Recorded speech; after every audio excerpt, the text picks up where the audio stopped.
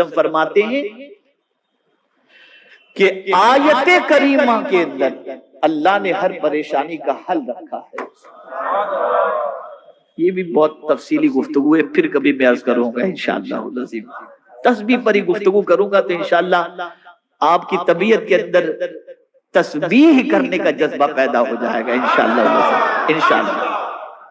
سبحان پاک ہے وہ ذات. اب آپ مجھے بتائیے، آپ جب کسی کی تعریف کرو، یار یہ ہر فن کے مالک ہیں، بڑا قدرت نے ان کو نوازا، ان میں کوئی کمی ہے ہی نہیں، کتنا خوش ہوگا وہ بندہ، کتنا خوش ہوگا جب بندہ اپنے رب کو کہتا ہے میرا رب وہ ہے جو ہر کمی سے پاک ہے. تو میرا مولا اتنا خوش ہوتا ہے جس کی کوئی بے پناہ خوش ہوتا ہے. اسی لیے ہر جگہ سبحان رکھا گیا، جہاں جہاں اہم موقع آئے وہاں سبحان رکھا گیا. آپ نے پہاڑ دیکھا تو دیکھے سبحان اللہ، کون اتنا خوبصورت پہاڑ بنانے والا، پیدا کرنے والا میرا مولا ہے.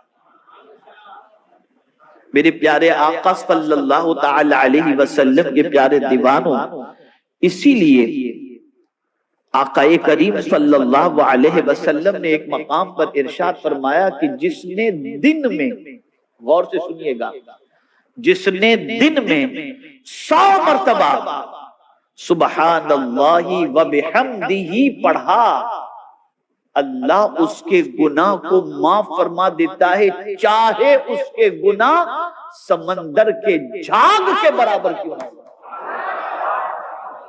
100 مرتبہ دن میں اگر کسی نے پڑھا سبحان اللہ و بحمدہ.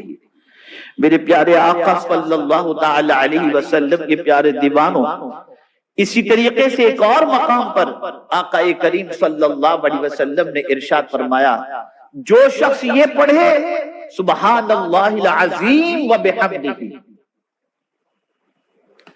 تو اللہ تعالیٰ جنت میں اس کے لیے ایک درخت لگا دیتا. اور بخاری کی آخری حدیث کے اندر اسی کلمات کا تذکرہ کیا گیا. کیا؟ کلمتان خفیفتان علی اللسان حبیبتان الی الرحمن. وہ کیا ہیں؟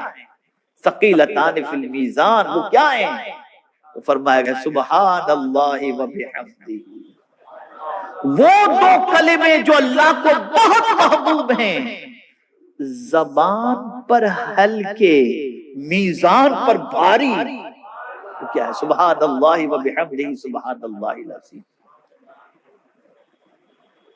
اگر کوئی شخص تنگدستی سے نجات چاہتا ہے اور چاہتا ہے کہ اللہ اس کی تنگدستی کو دور فرما دے، تو امام عشق و محبت نے فرمایا فجر کی 2 سنت کے بعد 70 مرتبہ سبحان اللہ و بحمدہ سبحان اللہ العظیم پڑھے، اور اس کے بعد 2 فرض نماز ادا کرے، اللہ اس کی تنگدستی کو دور فرما دے.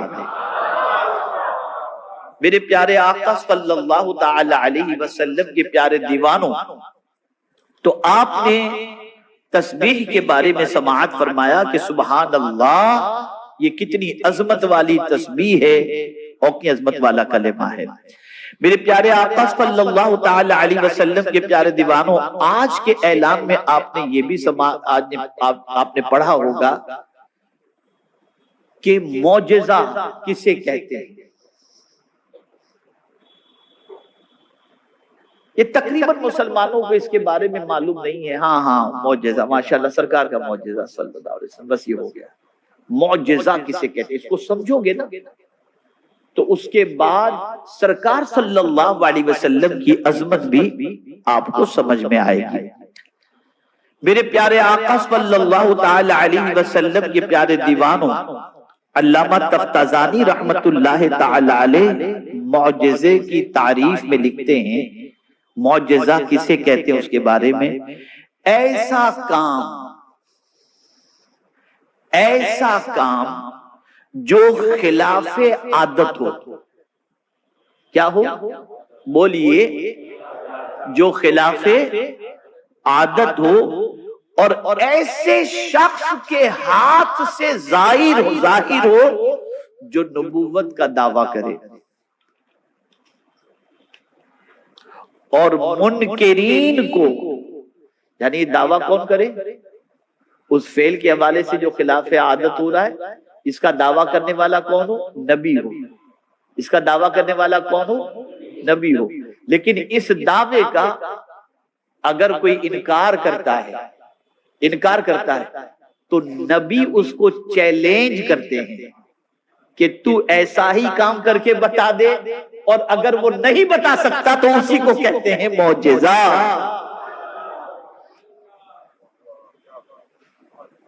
خلاف عادت، انگلی سے پانی کے چشمے جاری کرنا ہے کسی میں طاقت؟ انگلیاں تو سب کی ہیں، لیکن انگلیوں سے پانی کے چشمے ہر کوئی تو جاری نہیں کر سکتا۔ درخت کو بلاؤ دوڑتا ہوا آ جائے، یہ کوئی کر سکتا ہے؟ نہیں کر سکتا۔ پانی کھاری ہے، لو آب دہن ڈال دیا میٹھا ہو گیا، کوئی کر سکتا ہے؟ ارے حد تو یہ ہے کہ کنکری کو کہہ دے تو کلمہ پڑھ لے، کوئی کر سکتا ہے؟ نہیں کر سکتا۔ نبی معجزہ دکھاتے ہیں، اور اس لیے دکھاتے ہیں تاکہ جو دعوت وہ دے رہے ہیں اس دعوت کو دنیا قبول کرے، اور جو خود کے بارے میں دعویٰ کرتے ہیں کہ میں اللہ کا نبی ہوں، اس رسول اعظم صلی اللہ علیہ وسلم یا اس نبی کی نبوت کا وہ اقرار کرے۔ تو میرے پیارے آقا صلی اللہ علیہ وسلم کے پیارے دیوانوں، کسی منکرین کے اندر نبی کے معجزے کے جواب دینے کی طاقت نہیں ہوتی، اور وہ اس سے عاجز ہوتا ہے۔ اسی لیے نبی سے صادر ہونے والے خلاف عادت کام کو معجزہ کہا جاتا ہے۔ معجزہ یہ عاجز سے بنا ہے، عاجز کر دینے والا، عاجز کر دینے والا۔ سب مل کر کے تمہارے میں طاقت ہو تو کر کے بتا دو، کوئی نہیں کر سکتا۔ لیکن مصطفیٰ زمین سے اشارہ کریں تو چاند کے 2 ٹکڑے ہو جائیں، ہے کسی میں طاقت؟ تو عاجز آ جائے۔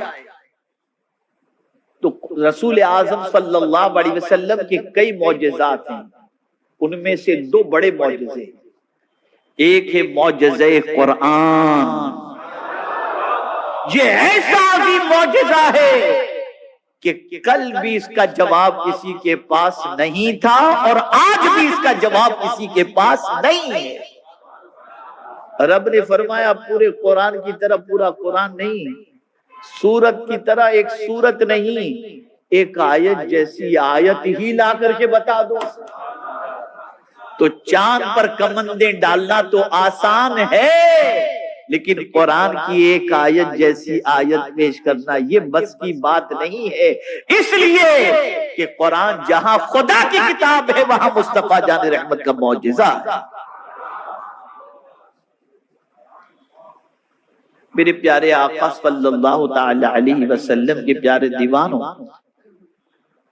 معجزے کی 2 قسمیں ہیں، ایک حسی ہے اور ایک عقلی ہے۔ حسی کسے کہتے ہیں تھوڑا سمجھئے گا، ہے حواس خمسہ جو اپنے ہیں نا، حواس خمسہ سمجھتے ہیں، یہ بھی ایک مسئلہ ہے، اس کو سمجھنے کے لیے بھی سمجھ چاہیے۔ حواس خمسہ جس کو محسوس کیا جا سکے وہ 5 چیزیں ہیں، آنکھ، کان، زبان، آدمی اس سے محسوس کر لیتا ہے نا۔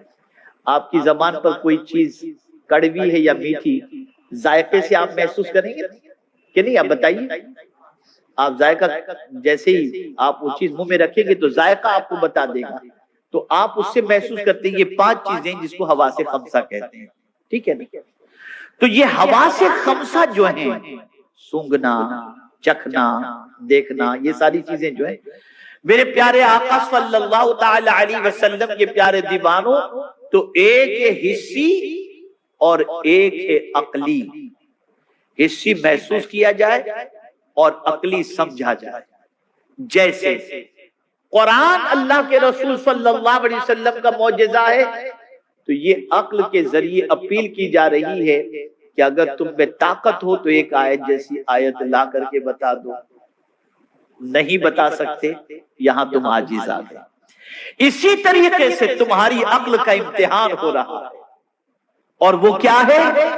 پلک کے جھپکتے رات کے مختصر سے حصے میں اتنا لمبا سفر کر کے آئے کوئی، یہ بتا دی۔ یہ عقل کو اپیل کی جا رہی ہے، یہ کوئی نہیں کر سکتا، اور بظاہر یہ عقل میں آنے کے لیے ذرا مشکل بھی ہے۔ اس دور کے زمانے کے، اس دور کے لوگوں کے لیے یہ مشکل تھا، لیکن اس وقت نبی کو سمجھنے والا، اس کی عظمت کو سمجھنے والا بھی موجود تھا، جس نے اقرار کر کے کہہ دیا ارے یہ تو کچھ بھی نہیں، اس سے زیادہ میرے نبی کہیں تو میں ماننے کے لیے تیار ہوں۔